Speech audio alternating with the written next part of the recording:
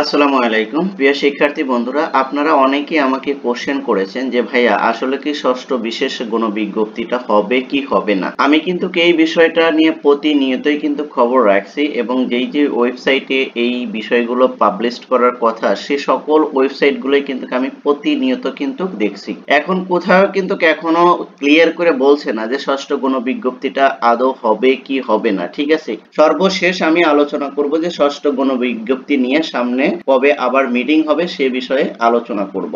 দেখেন, এই যে আমরা যদি একদম যদি তারিখ থেকে দেখি 31 তারিখে 1 সেপ্টেম্বর থেকে যদি দেখি, দেখেন এই যে 35 ঊর্ধ্বদের আবেদনের সুযোগ নিয়ে যা বললেন এনটিআরসি, ঠিক আছে, 35 ঊর্ধ্বদের আবেদন নিয়েও কিন্তু কথা বলেছিলেন এনটিআরসি। এ বিষয়ে কিন্তু তারা কিন্তু স্পষ্ট করে বলে দিয়েছেন 18তম শিক্ষক নিবন্ধন চূড়ান্ত উত্তীর্ণ হয়ে বয়স সংক্রান্ত জটিলতার কারণে ষষ্ঠ গণ বিজ্ঞপ্তিতে আবেদন করতে পারেননি অনেক নিবন্ধনধারী, তারা সুযোগ চায়। তো এদের বিষয়ে কিন্তু এনটিআরসি কিন্তু বলেছে যে বিশেষ গণ বিজ্ঞপ্তি যেটা হওয়ার কথা, যদি সেটা যদি হয় তাহলে এই যে যারা চূড়ান্তভাবে সুপারিশ প্রাপ্ত হয় নাই তাদের ভিতর থেকে, আর এই যে 35 যাদের ঊর্ধ্ব হয়ে গেছে 700-800 যাদেরকে মানে ষষ্ঠ গণ বিজ্ঞপ্তিতে আবেদনই করতে পারে নাই, তাদের বিষয়ে কিন্তু একটা আলোচনা হবে। সেই আলোচনায় কিন্তু তারা যদি ঐক্যমতে পৌঁছে তাহলে কিন্তু এই যে 35 ঊর্ধ্ব এবং যারা চূড়ান্তভাবে সুপারিশ প্রাপ্ত হয় নাই যে 16,000, এই দুটা গ্রুপ থেকে কিন্তু বিশেষ গণ বিজ্ঞপ্তি হওয়ার অনেক অনেক সম্ভাবনা রয়েছে। আচ্ছা, চলুন আমরা আরেকটু সামনের দিকে যাই। সামনের দিকে গেলে আমরা যেটা দেখতে পাবো, দেখেন এই যে 3 সেপ্টেম্বর যেটা বলছে যে এনটিআরসির মাধ্যমে প্রতিষ্ঠান প্রধান নিয়োগের সভায় সিদ্ধান্ত হলো। দেখেন, এনটিআরসি কিন্তু অনেক আগ থেকেই কিন্তু চেয়েছিল যে প্রধান শিক্ষক এবং সহকারী ও অধ্যক্ষ উপাধ্যক্ষ এগুলো নিয়োগ দিতে, কিন্তু আমাদের এনটিআরসির একজন স্বয়ং চেয়ারম্যান স্যারই এটা না চাওয়ার কারণে কিন্তু এতদিন হয় নাই। তবে এখন কিন্তু এই বিষয়টা কিন্তু হওয়ার সমূহ সম্ভাবনা রয়েছে এবং নীতিগতভাবে সিদ্ধান্ত নেওয়া হয়েছে যে এনটিআরসি এগুলো নিয়োগ দিবে। যদি এটা হয় তাহলে এর পক্ষে এবং বিপক্ষে কিছু অ্যাডভান্টেজ থাকতে পারে।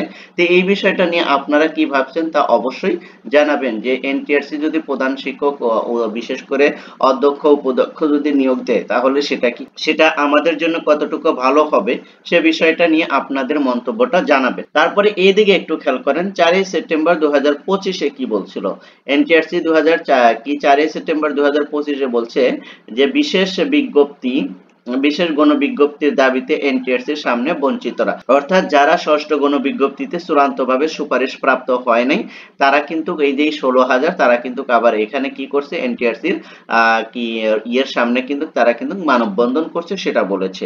অর্থাৎ তারা যে শুধু মানববন্ধন করছে তা নয়, মানববন্ধনের সাথে সাথে তারা কিন্তু আবার স্মারকলিপি দিয়েছে, এনটিআরসিতেও দিয়েছে এবং শিক্ষা মন্ত্রণালয়ের কাছেও কিন্তু স্মারকলিপি দিয়েছে। তাদের একটাই কথা যে অন্তত আমাদের বিশেষ গণবিজ্ঞপ্তি দিয়ে হলো আমাদের চাকরির ব্যবস্থা করতে হবে। কারণ তারা যে লজিকটা দেখাইছে সেটা হলো যে যেহেতু অসংখ্য পদ খালি রয়েছে সেই হিসেবে আমরা যেহেতু সনদ দিয়েছে আমাদেরকে এনটিআরসি, সেই হিসেবে আমাদেরকে বিশেষ কোনো গণবিজ্ঞপ্তি দিয়ে হলেও আমাদের চাকরিতে নিতে হবে।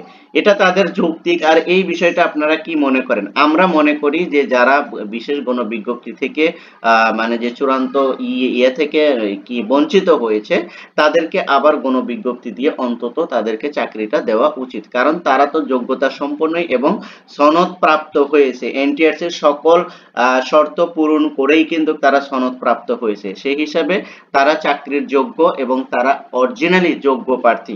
তাই এনটিআরসির কাছে আমাদের দাবি থাকবে, অবশ্যই আমরা দাবি করব যে অন্তত এই যে 16,000 যারা চূড়ান্ত সুপারিশ থেকে বঞ্চিত হয়েছে এবং যারা বয়সের কারণে একবারও গণবিজ্ঞপ্তিতে আবেদন করতে পারে নাই তাদেরকে নিয়ে এই দুটো গ্রুপ থেকে অন্তত এই শূন্য পদগুলো, যে শূন্য পদ আছে খালি, সেগুলো ফিল আপ করতে হবে। এটা আমরা জোর দাবি জানাচ্ছি। আর এই বিষয়টা নিয়ে আপনারা কি বলছেন তা অবশ্যই কমেন্ট সেকশনে জানাবেন। আপনারা একটু কমেন্টস করে জানালে তাহলে কিন্তু এই আমাদের এই দাবিগুলোই কিন্তু জোরালো দাবি হিসেবে কি হতে পারে, পরিগণিত হতে পারে। তাই আপনাদের কাছে রিকোয়েস্ট থাকবে আপনারা লাইক, কমেন্ট এবং কমেন্টস করে একটু দাবির সাথে একটু একত্রতা প্রকাশ করলেই কিন্তু এটা কিন্তু আরো মানুষ দেখবে এবং এর প্রতি একটি কিন্তু আমাদের জনসচেতনতা এবং একটা আমাদের পক্ষে একটা কিন্তু শক্তি দাঁড় হয়ে যাবে।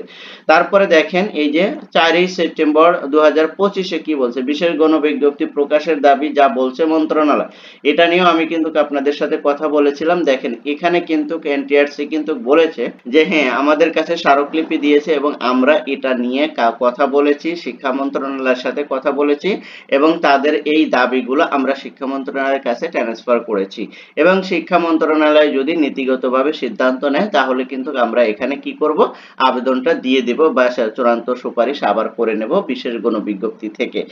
তারপরে দেখেন 4ই সেপ্টেম্বর আরেকটা আসছে, সেখানে দেখেন জাল সনদের চাকরির অভিযোগে 2 শিক্ষকের বিরুদ্ধে তদন্ত শুরু। অর্থাৎ যারা জাল সনদ দিয়ে চাকরি নিয়েছিলেন তাদের বিরুদ্ধে কিন্তু একটা তদন্ত শুরু হয়েছে, ঠিক আছে। যাদের সনদ বা কাগজপাতি ঠিক নেই তারা অবশ্য এই বিষয়টা খেয়াল রাখবেন। যারা এই বিষয়ে করেছেন এটা কিন্তু খুবই একটি কাজ, এটা আসলে না করাই উচিত ছিল। তারপরে যারা করেছেন অবশ্যই এই বিষয়টা নিয়ে আইনানুগ ব্যবস্থা নেওয়া হবে, সেই বিষয়টা আপনারা খেয়াল রাখবেন। এরপরে আসেন 4ই সেপ্টেম্বর 2025-এ সর্বশেষ এনটিআরসির যে ঘোষণা আছে এখানে একটু দেখেন এনটিআরসির মাধ্যমে প্রতিষ্ঠান প্রধান নিয়োগ পরীক্ষা কিভাবে, দেখেন এনটিআরসির মাধ্যমে নিয়োগ পরীক্ষা প্রধান শিক্ষক নিয়োগ পরীক্ষা কিভাবে হবে সেই বিষয়টা নিয়ে কথা বলেছে। এই বিষয়টা নিয়ে আমরা আগেও কথা বলেছি, এই বিষয়টা সম্পর্কে আপনাদের কি অভিমত, যে আপনারা কি চান যে এনটিআরসি প্রধান শিক্ষক, সহকারী প্রধান শিক্ষক, অধ্যক্ষ এবং উপাধ্যক্ষ এগুলো এনটিআরসি নিয়োগ দিক নাকি এগুলো কমিটির হাতে ছেড়ে দেওয়া উচিত, এই বিষয়টা নিয়ে কিন্তু আমি আপনাদেরকে বারবার বলছি যে আপনারা অবশ্যই এই বিষয় সম্পর্কে কমেন্টস করুন যে আসলে আপনারা কি চান। এবার আসুন আমরা যে এনটিআরসির যে আগামী মঙ্গলবার, আজকে কি বার, আজকে হলো আপনার শনিবার, অর্থাৎ আগামী মঙ্গলবার কিন্তু এনটিআরসির একটা সভা হওয়ার কথা রয়েছে। তাদের ইয়েতে একটা সভা হবে, সেই সভায় কিন্তু চূড়ান্তভাবে সিদ্ধান্ত হবে যে বিশেষ গণবিজ্ঞপ্তি আসলে দেওয়া হবে কি হবে না, ঠিক আছে। মূল এজেন্ডাই থাকবে এই সভার, দুটা এজেন্ডা থাকবে। আমরা বিভিন্ন তথ্য সূত্রে যে জানতে পেরেছি সেটা হলো যে এই যে আগামী মঙ্গলবার যে সভাটা হতে যাচ্ছে এনটিআরসির কার্যালয়ে, এখানে মূল এজেন্ডা থাকবে হলো বিশেষ গণবিজ্ঞপ্তি, ষষ্ঠ বিশেষ গণবিজ্ঞপ্তি, আর হলো এই যে 19তম শিক্ষক নিবন্ধনের যে সার্কুলার, এই সার্কুলারের নীতিগত সিদ্ধান্ত হতে যাচ্ছে। অর্থাৎ দুটাই কিন্তু খুবই গুরুত্বপূর্ণ নিউজ হতে যাবে। আগামী মঙ্গলবার কিন্তু খুব গুরুত্বপূর্ণ সিদ্ধান্ত নিতে যাচ্ছে এনটিআরসি, কারণ এই সবাই যেটা ফাইনাল হবে সেটাই কিন্তু আগামীতে হয়ে যাবে, প্রজ্ঞাপন জারি করে কিন্তু সেটাই কমপ্লিট করার চেষ্টা করবে এনটিআরসি। আমরা যতটুকু জানতে পেরেছি মূলত এই সবাই দুটি জিনিস এজেন্ডা হিসেবে থাকবে। এক নম্বরে থাকবে হলো ষষ্ঠ বিশেষ গণবিজ্ঞপ্তি, ষষ্ঠ বিশেষ গণবিজ্ঞপ্তি দেওয়া হবে কি হবে না, ইয়েস আর নো, যে কোনো একটা ফাইনাল ডিসিশনে তারা কিন্তু এই মঙ্গলবারের মিটিং সবাই কিন্তু উত্তীর্ণ হবে। দ্বিতীয়ত যেটা থাকবে যে এনটিআরসি যে পরবর্তী নিয়োগ পরীক্ষা দিবে, কোন আদলে পরীক্ষাটা হবে, কিভাবে পরীক্ষাটা হবে, কত মার্কের পরীক্ষা হবে, সব কিছুই কিন্তু আগামী মঙ্গলবারের যে সভা হবে সেখানে কিন্তু সিদ্ধান্ত নিতে যাচ্ছে।